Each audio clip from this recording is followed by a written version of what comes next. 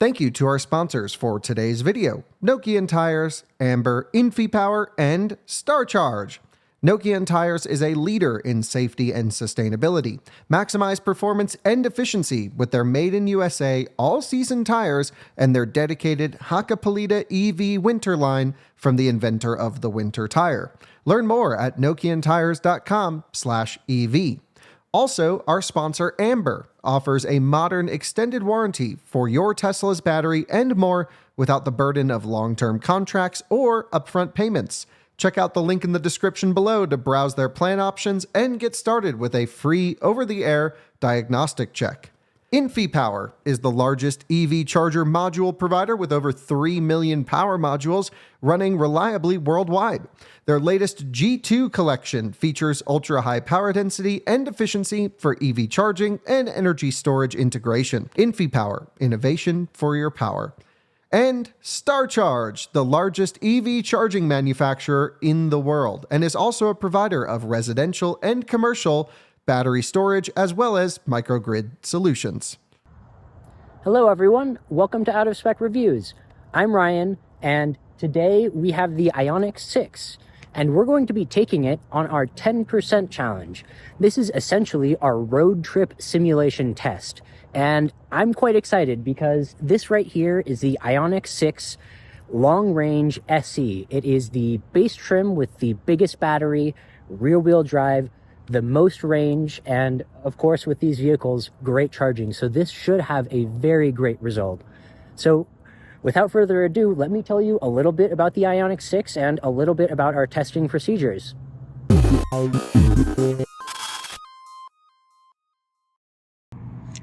Like I mentioned, this is the Ioniq 6, and first things first, design is subjective, and this is a polarizing design. So we can just get that out of the way, whether you like it or not. Not super critical right here, but as you can see, the shape is very aerodynamic for better and for worse. And this is, of course, the Ioniq 6 long range. So it has the same battery as all the EGMP vehicles with the big battery. That's a 77.4 kilowatt hour battery. It can charge at up to 240 kilowatts, which is quite crazy. It also has a very good charging curve, and it claims that it can charge from 10 to 80% in 18 minutes. That should bode very well for this test, since this is a road trip simulation. What I've essentially done is taken the car and run it down to 10% state of charge. I've also navigated to this Electrify America charger, which preconditions the battery. This should be a very realistic scenario simulating a road trip. You'll often pull in with a low state of charge. A lot of people aren't like us. They don't like to pull in out of spec style with 0% state of charge. So we decided 10% would be a pretty reasonable number. So with the battery at 10%, we can just go ahead and plug in. And like I mentioned, with a preconditioned battery, we should see the maximum charging speeds possible. And we should see that the moment we plug in, hopefully. Now, there is a little bit of delay between when we plug in the vehicle and when it actually starts charging. We call that the handshake time, and we record that separately. So we will have precisely 15 minutes of actually charging.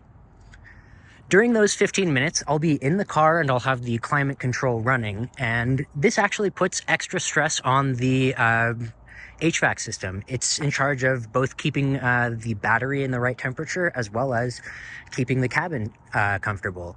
And we do this to, again, simulate a road trip. When you're on the road at a charger, you'll often be in your car hanging out with the air conditioning on. And with that extra load, it can be a bit more difficult for the car to manage thermals, but that's all part of the test. Once we've charged for precisely 15 minutes, oh, lost a light there, we will go ahead, unplug, and head onto the highway, which is just right over there. We'll do a gentle acceleration in the eco mode settings for driving and gently accelerate up to 80 miles an hour. This is a little bit faster than our 70 mile per hour range test, but again, with a road trip simulation, we think these speeds are pretty realistic. So the plan is to keep the climate control running like you would typically on a road trip. And from there, we'll just drive at 80 miles an hour. Once I've used about half of the replenished range, I'm going to go ahead and put this charger back into the navigation as a destination. What this will do is first make sure that we have a out and back loop style test. So we'll get rid of any net elevation gains and losses and try to cancel out as much wind as possible. But furthermore, it will also cause the battery to precondition and get ready for another charging session. Again, simulating a road trip scenario. So we'll stay on the highway, the car will precondition itself, and we'll actually just continue along the highway. We'll keep an eye on our battery state of charge, and the moment that ticks over from 11% down to 10%, that's going to be our result. So let's go ahead and get this plugged in and get started. Alrighty, time to plug in, and hopefully we're going to get a very good charging session. And we are starting our handshake time. All right, I've heard some clicking over there, some clicking there. We're not quite yet charging, keeping an eye on the dash as well. And I've got my timer set so I can start it. There it goes. It said charging started. So let's go and see what it has to say for itself.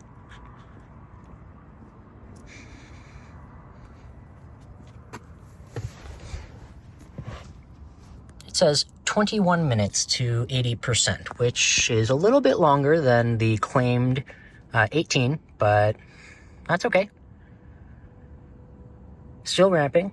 Happy to see that. 190. Great, we're over 200. This is about all we could ask for. 220. Amazing. So we'll see how long we can keep this going. 5 minutes in, 234 kilowatts into the battery, we've delivered over 18 kilowatt hours according to Electrify America. And again, only 5 minutes in, so this is really going great. Crossing over 50%, it dropped down to 190 kilowatts, so it's still very, very fast, but not quite the 239 maximum that I just saw.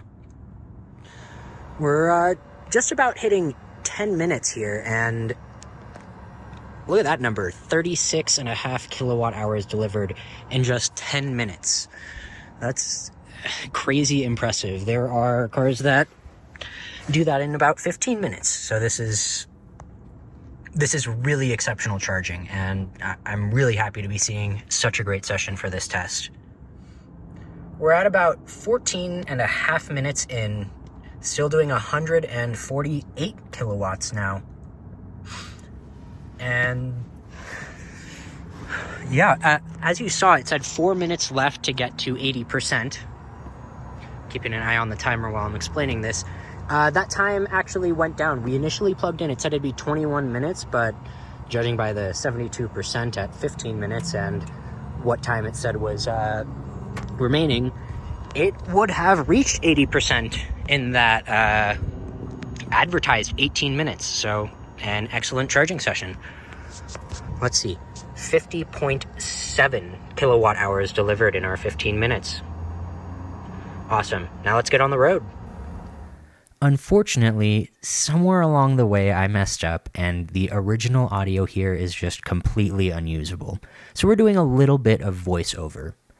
What we're seeing is the very beginning of this 10% challenge and our nice gentle acceleration up to 80 miles an hour. And it's important that we do this to minimize any sorts of losses.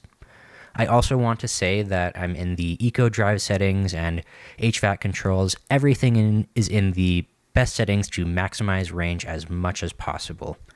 As you can see, I'm actually moving all the way over to the left lane here. It's a toll lane, but the tolls have been waived, so that makes it nice and convenient. This next clip might look a little bit familiar, and that's because we're making the turn from I-25 north onto I-80 east. This is the same turn that we go into Nebraska for our range tests. And we're doing this because this car's doing really well on our 10% challenge, so we have to go pretty far. And as you can see, we have already gone 50 miles, and our current efficiency was only 2.6 miles per kilowatt hour, which is not too great. However, there was a good bit of elevation that we gained, and we'll, of course, lose that elevation on the way back. We're now doing a nice, gentle deceleration from 80 miles an hour for our turnaround.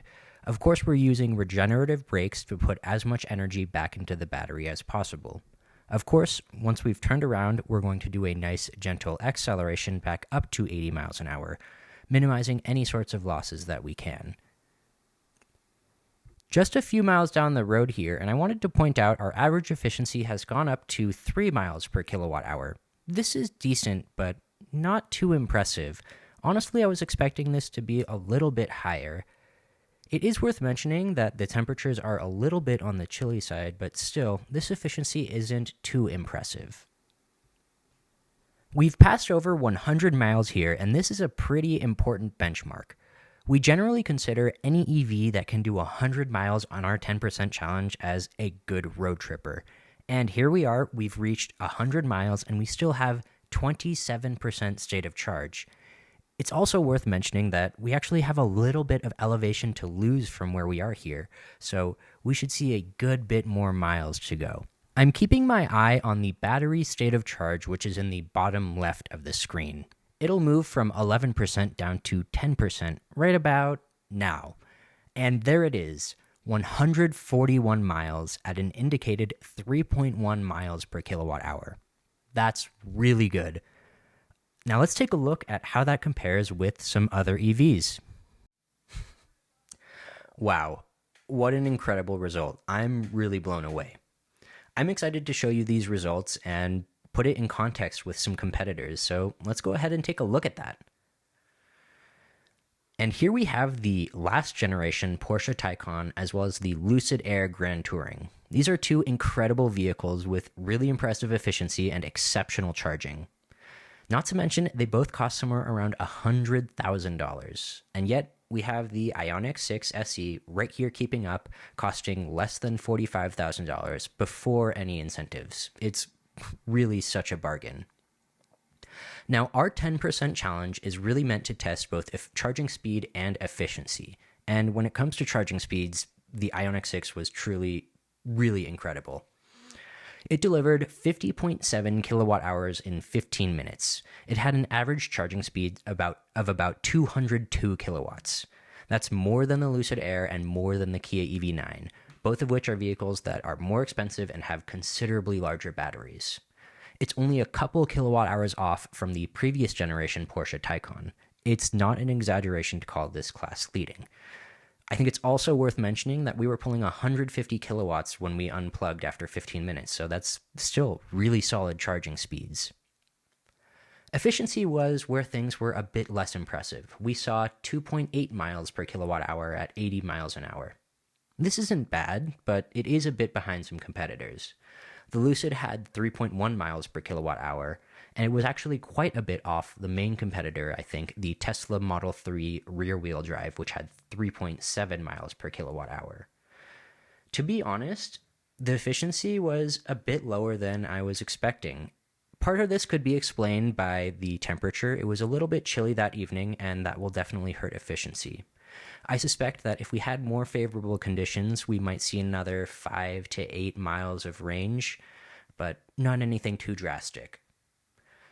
Regardless, this was a really, really impressive result and really a great road tripper. If you're looking for a vehicle that will be exceptional on road trips, have very good charging, and you don't want a Tesla, I think this is the move to go. Well, that's all I have for you guys. Thank you so much for watching, and look forward to seeing you on the next one.